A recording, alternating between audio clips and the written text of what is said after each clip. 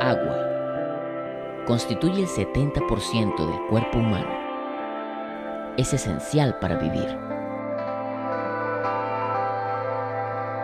Espíritu comunica al hombre con su Creador. Es esencial para adorar. Si alguno tiene sed, venga a mí y beba. Del interior del que cree en mí correrán ríos de agua viva. Jesús. Insaciables.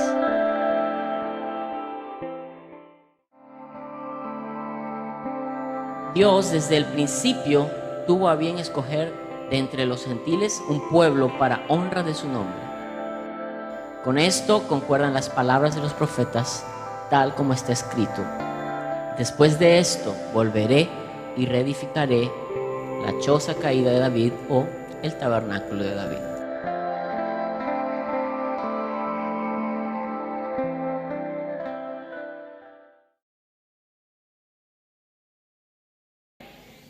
Lo que tratamos de hacer es como que dar un aperitivo o alguna idea, ¿no?, de lo que pudiera ser usted y yo en el cielo, rodeado de tantos hermanos en la fe, de tantas culturas.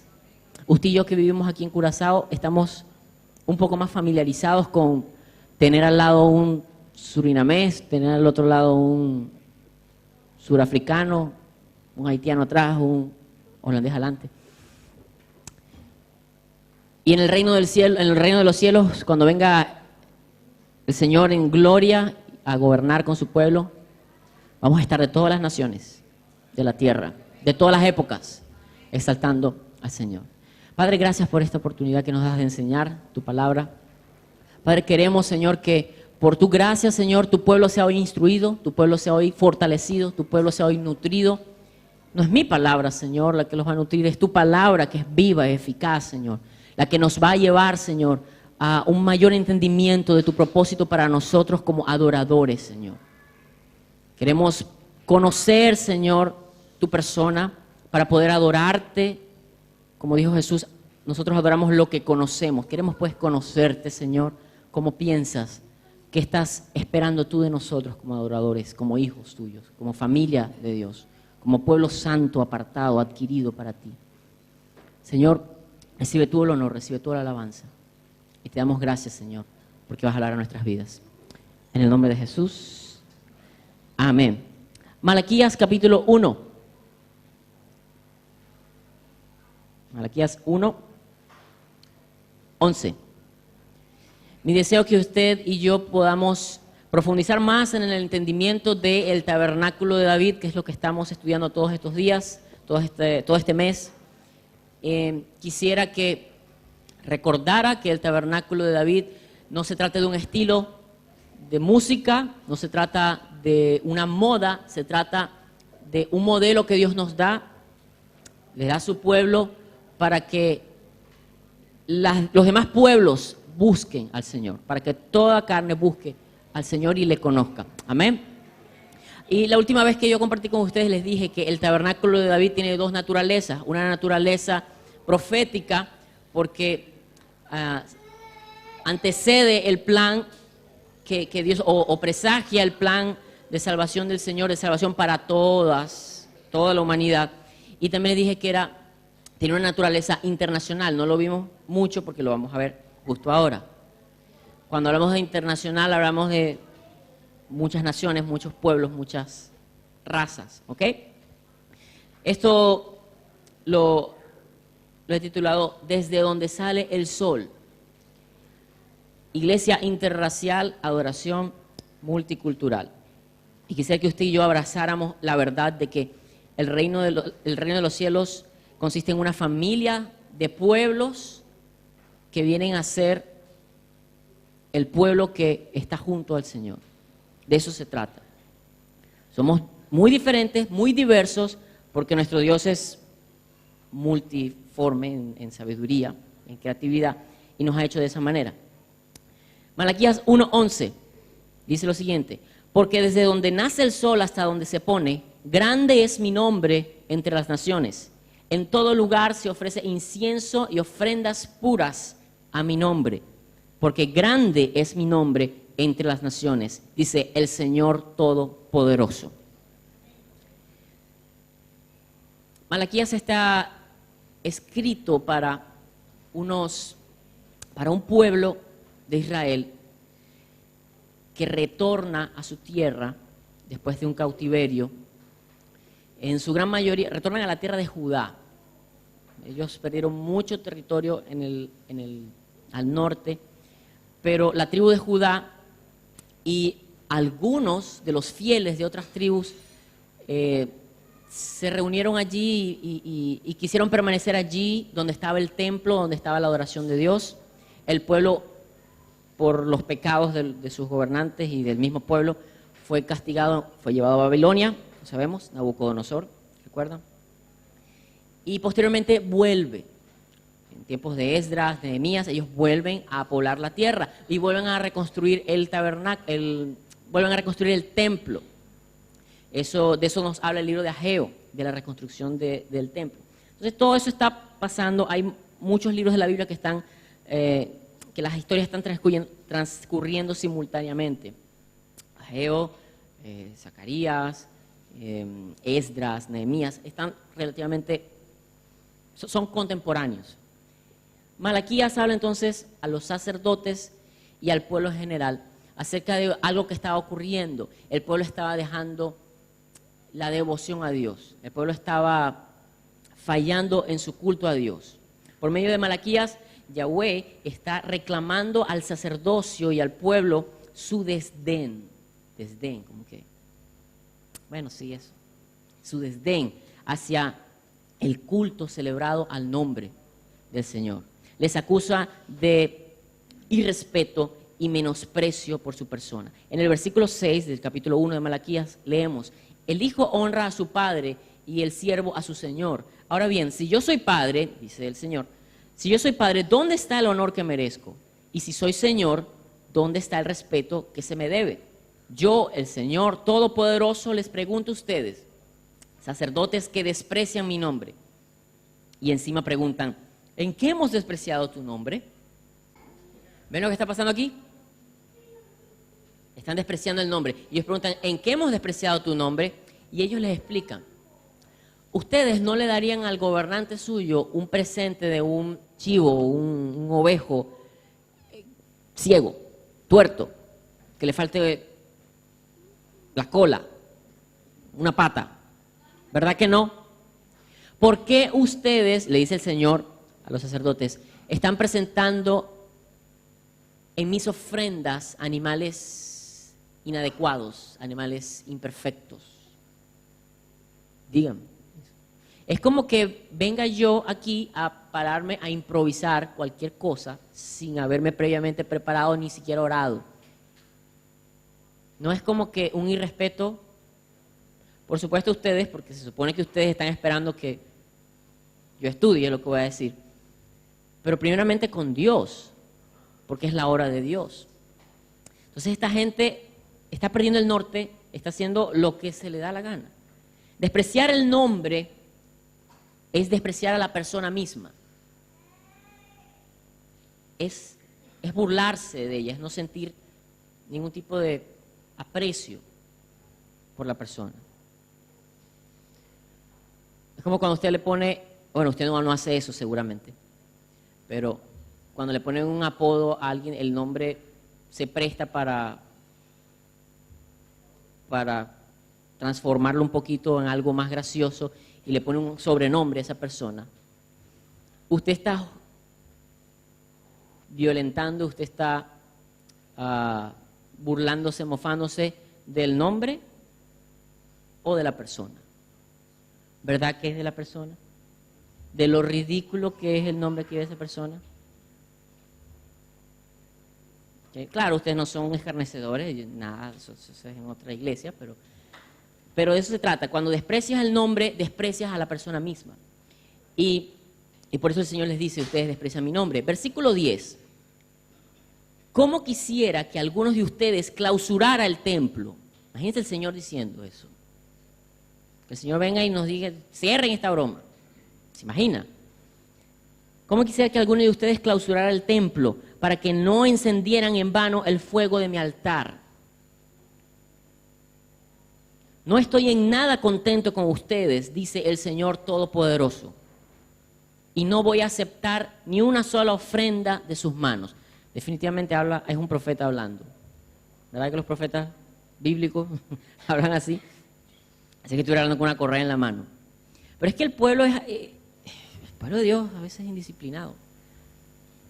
A veces es como que tiene amnesia y se olvida que Dios está mirando todo el tiempo. Y creen que Dios no lo va a ver. Pero sí, Dios mira. Dios se agrada o se desagrada de cómo hacemos las cosas. Entonces Dios está muy molesto con esto. Y dice, no quiero, o sea, ojalá cerraran el templo, no me interesa. Me tienen hasta aquí, en otra parte dice, me tienen hasta aquí su sacrificio. Voy a agarrar lo que ustedes le quitan a las vísceras y lo que ustedes le quitan a los animales. Voy a agarrar y se los voy a tirar en la cara. Sí, estaba un poco bravo, ¿no? Pero es que no es para menos. Les repito, es como que no nos subamos aquí pretendiendo ser personas piadosas y tenemos una doble vida. Tenemos una familia por ahí, en otro lugar, otros hijos escondidos que nadie sabe. ¿Qué es eso? Imagínense. Esta crisis de fe, porque es una crisis de fe, porque si tú crees que el sacrificio debe ser limpio, perfecto, porque algo va a pasar, porque eso tiene algún sentido para ti, eso prefigura algo que Dios va a hacer por ti, una gracia que vas a recibir. Si tú crees eso, tú lo presentas bien, ¿verdad? Si yo te digo, toma este medicamento para esa tos que tienes,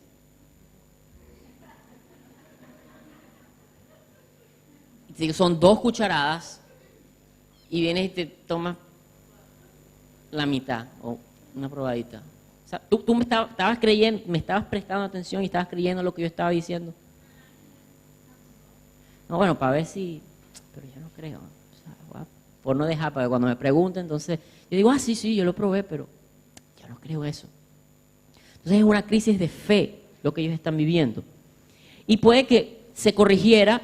Después de esto ellos entraron en razón, no solo le habló al sacerdocio, le habló al pueblo que no ofrendaba, que no se ocupaba de los sacerdotes. Era una situación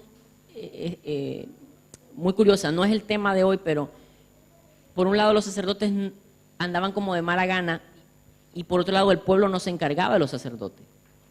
Entonces, ¿cuántos saben que cuando alguien está mal pagado no hace su función como debería? Entonces aquí todo el mundo tiene culpa. Aquí no se salva nadie.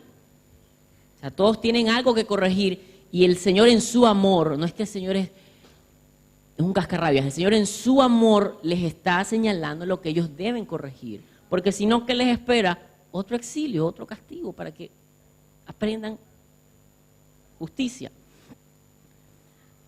Esto puede que se corrigiera, pero luego una situación similar reaparece en tiempos de Jesús con la mafia sacerdotal que lo condenó a la muerte, ¿saben?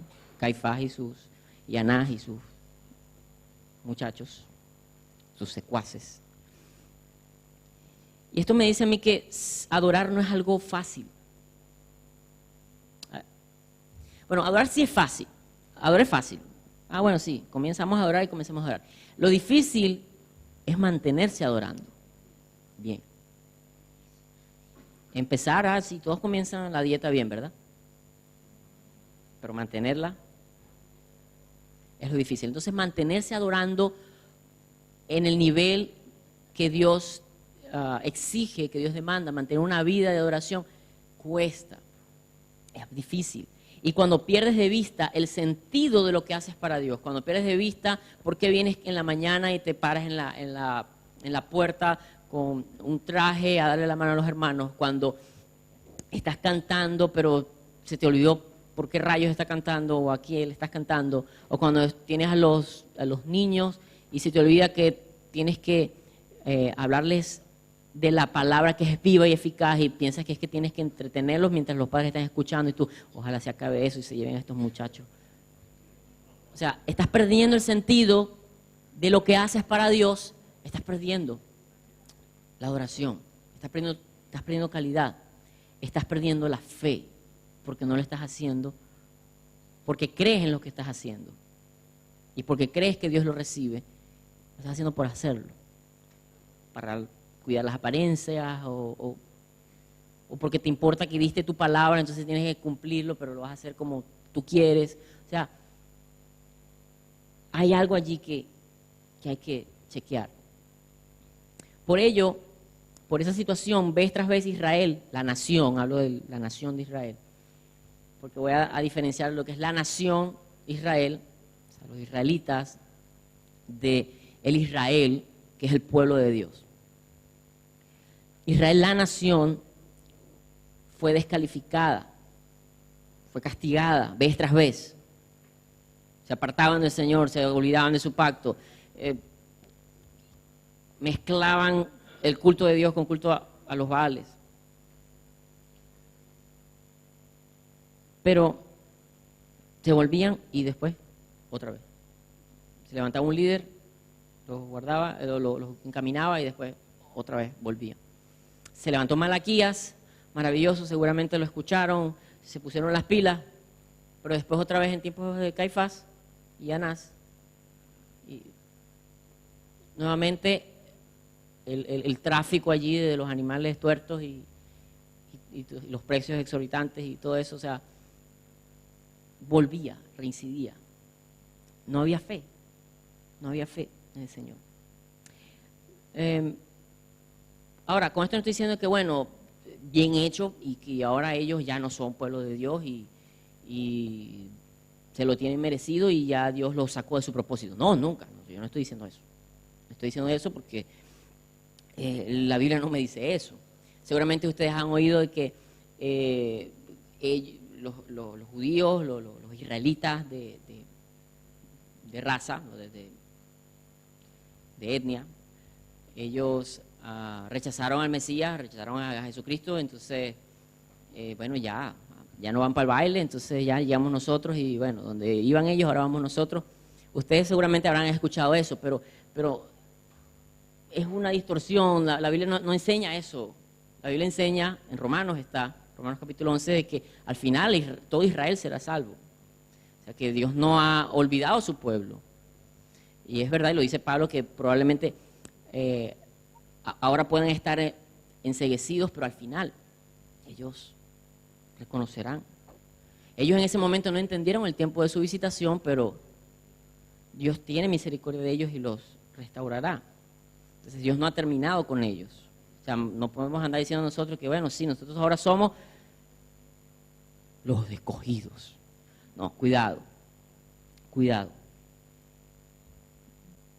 Lo que Dios hizo con nosotros fue injertarnos en un olivo llamado Israel.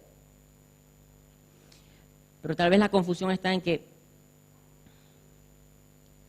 hay que definir qué es Israel. Israel es el pueblo de Dios, el pueblo que pelea con Dios, que lucha junto a Dios.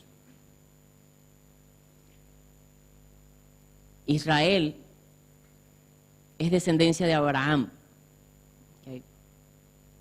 Pero Abraham tiene una descendencia consanguínea. Tiene muchos hijos. Los árabes son todos hijos de Abraham y los judíos son hijos de Abraham. Pero Abraham tiene una herencia, una descendencia espiritual por la fe. Abraham es el padre de la fe. Todos los que ponemos nuestra fe, nuestra esperanza, nuestra confianza en el Dios vivo y en Cristo, entonces venimos a ser parte de esa familia. Entonces, venimos a ser parte de Israel. De nada me sirve a mí ser un descendiente consanguíneo de Abraham, de la línea, y la tengo bien trazada y yo sé que soy de ahí, de la tribu de Benjamín soy yo y tal. Y los tengo, todos mis ancestros los tengo ya. Sobrevivieron al holocausto, de todo esto. De nada me sirve a mí tener esa línea y no tener fe. Porque Pablo también lo dice, el israelita no es el de sangre necesariamente.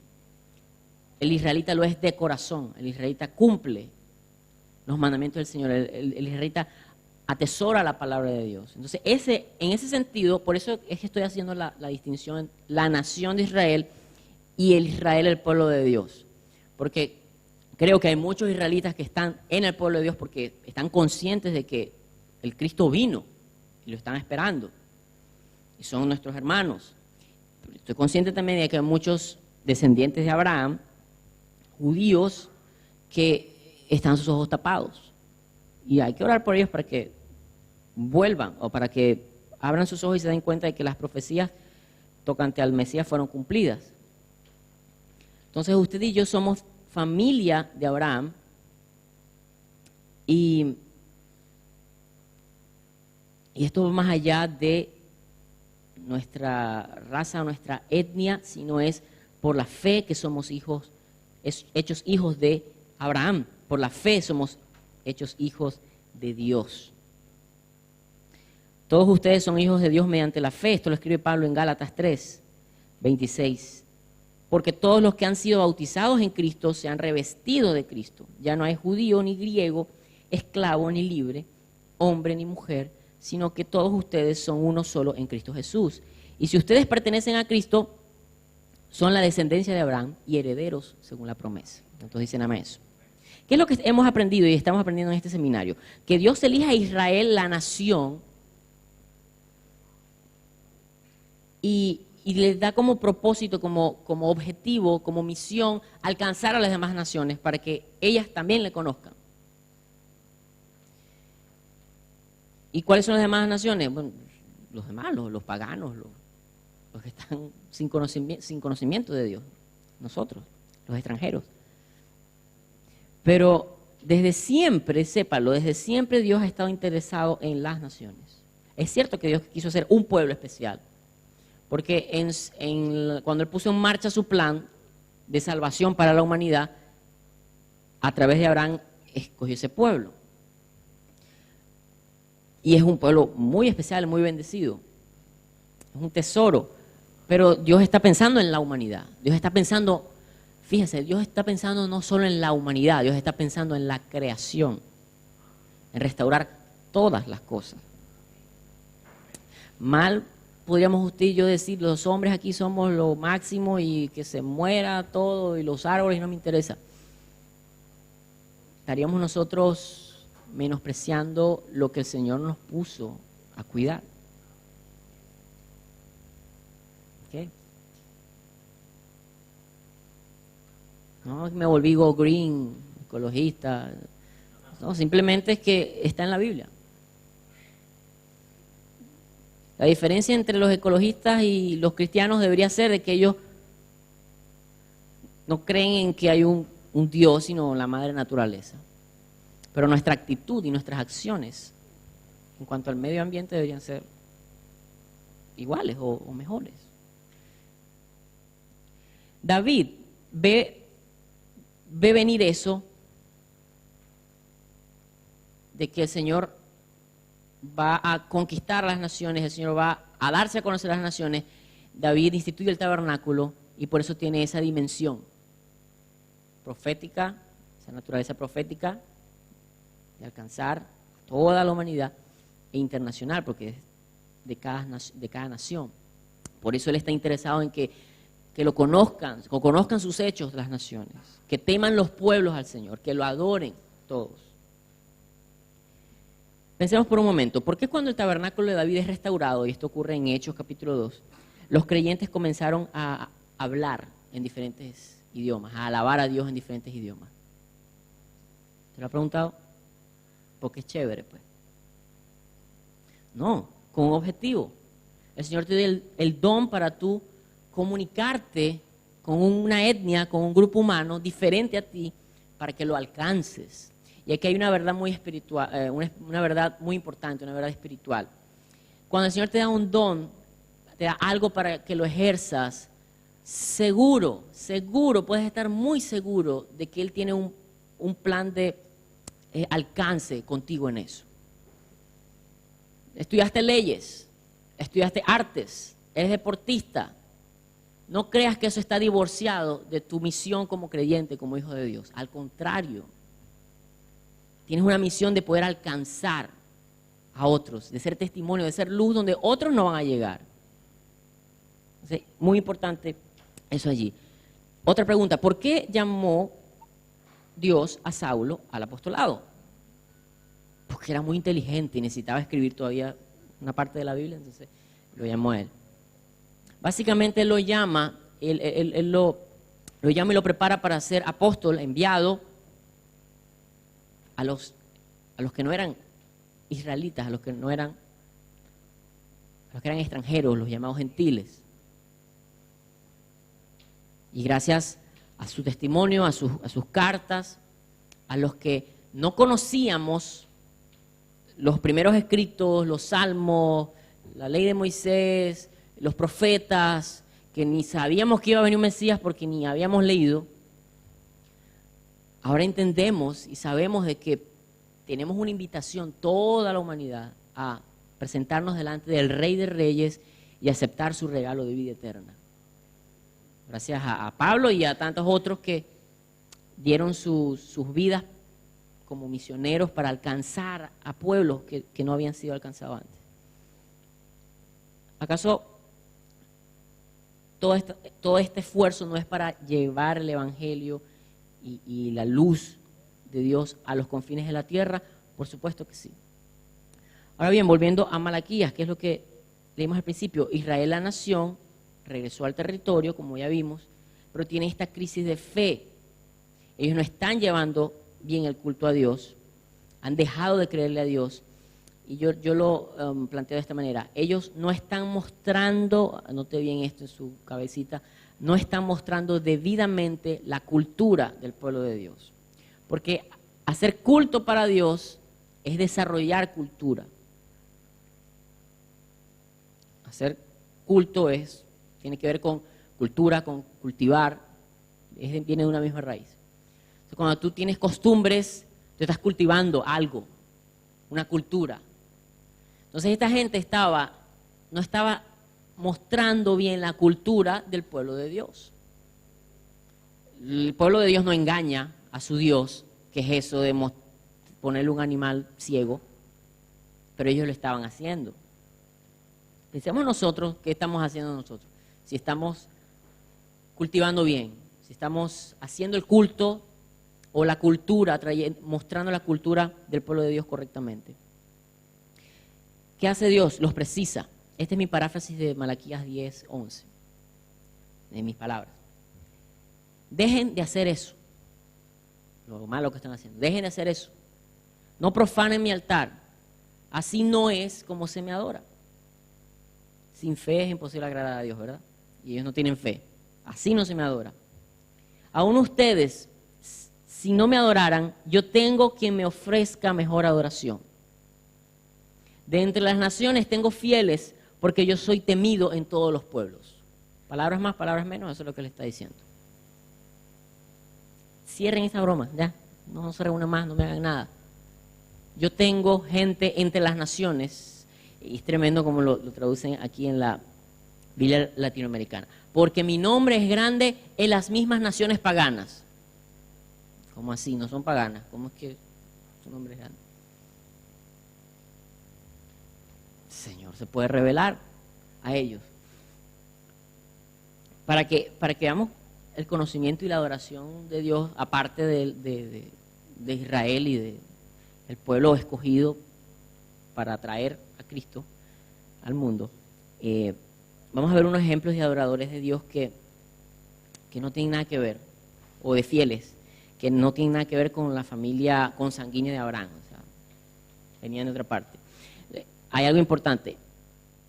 La puesta en marcha del plan de Dios para salvar a la humanidad sí tiene que ver con Abraham y su descendencia consanguínea.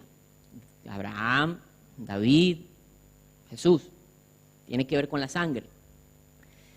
Pero el conocimiento de Dios, seguir a Dios, adorar a Dios, no necesariamente tiene que ver con ser familiar de Abraham. ¿Ok? Hablemos de Melquisedec. Melquisedec, rey de Salem, actual Jerusalén. Antes de que Abraham probablemente saliera de Ur de los Caldeos y escuchara la voz de Dios, ahí estaba Melquisedec, sacerdote de Dios Altísimo. ¿Quién le dijo a Melquisedec? Yo no sé, pero era sacerdote del Señor Altísimo, del Dios Altísimo. Y no es cualquier sacerdote, porque Jesús es sacerdote de ese orden. Y no tiene que ver nada con Israel como nación. Job vivía en una tierra llamada Uz. Algunos dicen que estaba investigando y dicen que algunos piensan que ocurrió entre cuando Israel estaba cautivo en Egipto. Transcurrieron los hechos que narra el libro de Job. Probablemente lo escribió Moisés antes de escribir la ley. Interesante, se los dejo que lo investiguen. Otros prefieren ubicarlo antes de Abraham, época de los patriarcas, ¿no?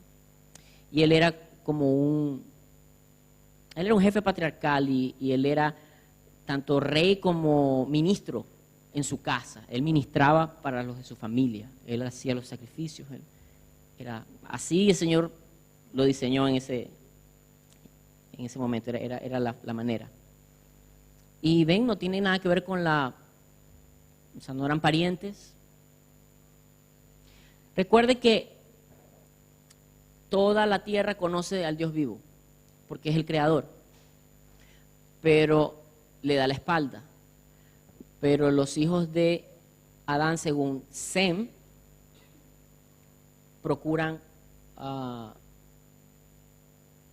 caminar con Dios. Y usted ve a Enoc, que camina con Dios, usted ve a Noé, que habla con Dios.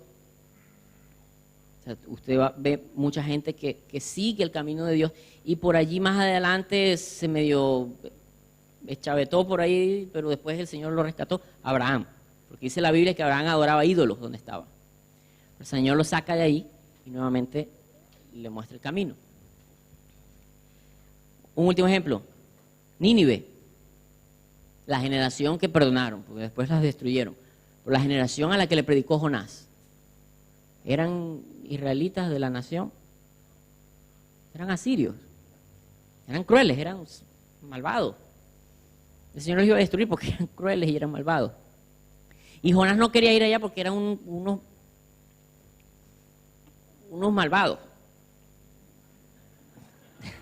Si el Señor los salvaba, entonces decía, estos van a venir y nos van a invadir porque ya se han llevado por los cachos a todas las naciones vecinas.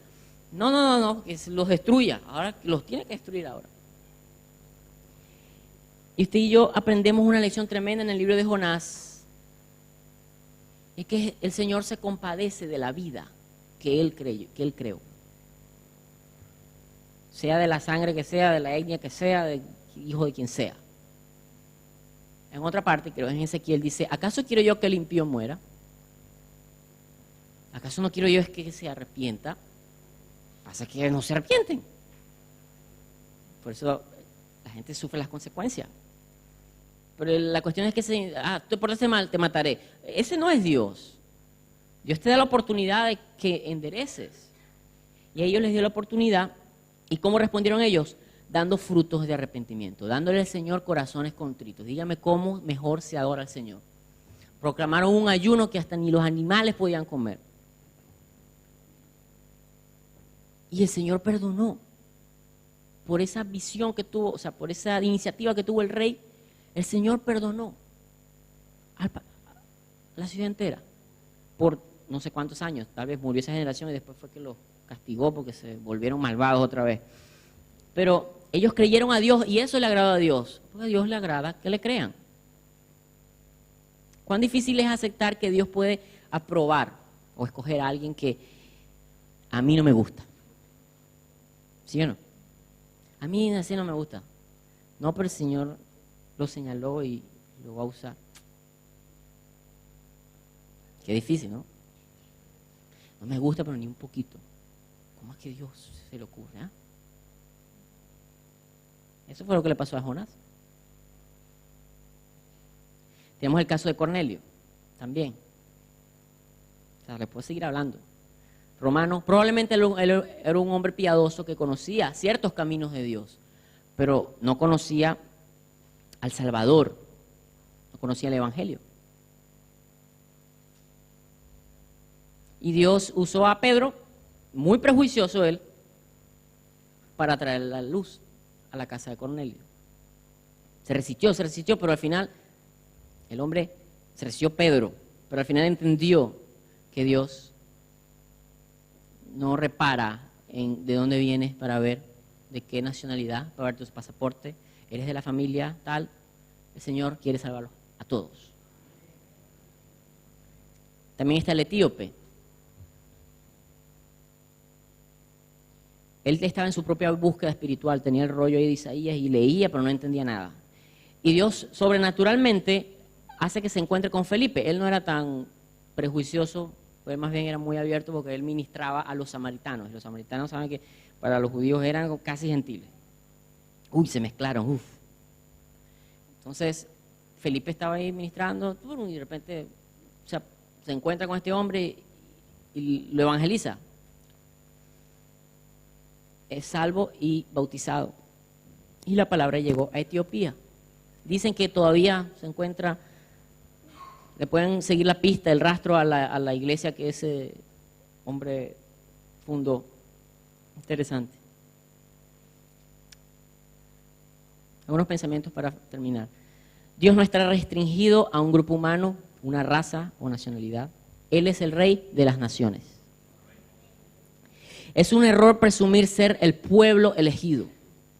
Presumir. Pavonearse, creo que esa palabra existe. Es moverse como el pavo y pretender.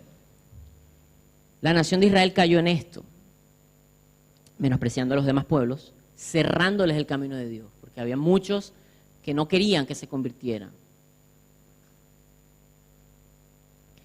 Y no entendió el tiempo de su visitación por andar en eso. Hoy la iglesia parece que está haciendo lo mismo. ¿No se ha dado cuenta cuántas denominaciones y grupos y cuestiones y concilios y movimientos? ¿Todo por qué? Porque uno no se parece al otro, entonces fuchi. Voy para acá, tú y yo se parecemos. El día que nos peleemos, me abro, voy para acá.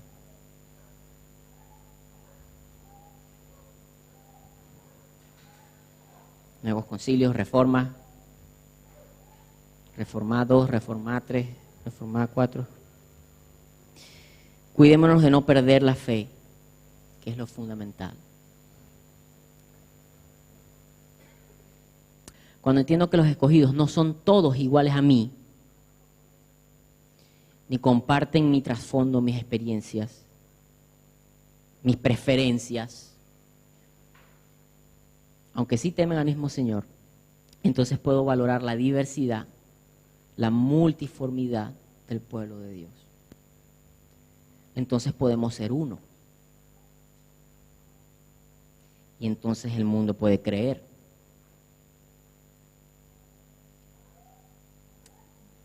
Pónganse de pie y miren conmigo este cuadro. Apocalipsis 7, 9 al 10. Cierre sus ojos y mire esto conmigo. Después de esto miré y apareció una multitud tomada de todas las naciones, tribus, pueblos y lenguas. Era tan grande que nadie podía contarla. Estaba de pie delante del trono del Cordero, vestidos de túnicas blancas y con ramas de palma en la mano.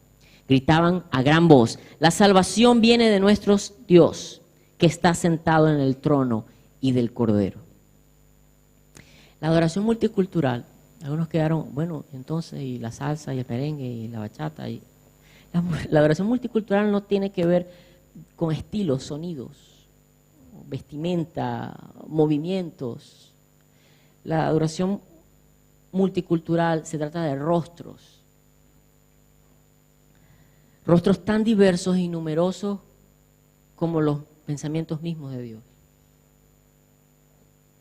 Se trata de corazones de todos los colores, de todos los tamaños, unidos por el mismo latir, el nombre que es temido en las naciones.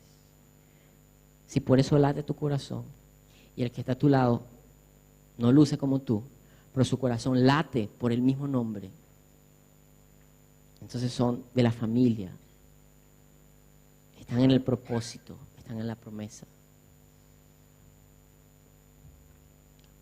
Dele gracias a Dios porque su nombre está en los cielos.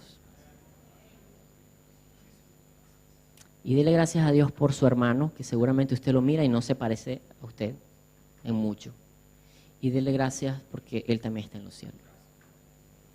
Dele gracias porque seguramente en este mismo país hay alguna iglesia que es, salvo porque creen en la misma palabra y la practican, en su, por fuera, son diferentes.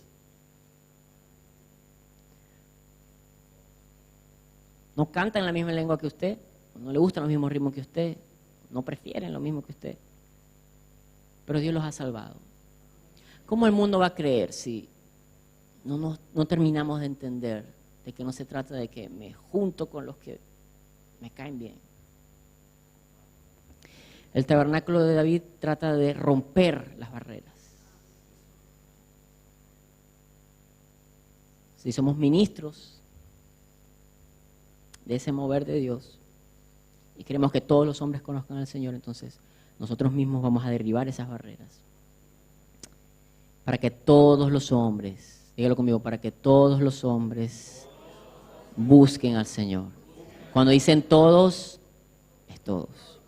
Denle un aplauso al Señor.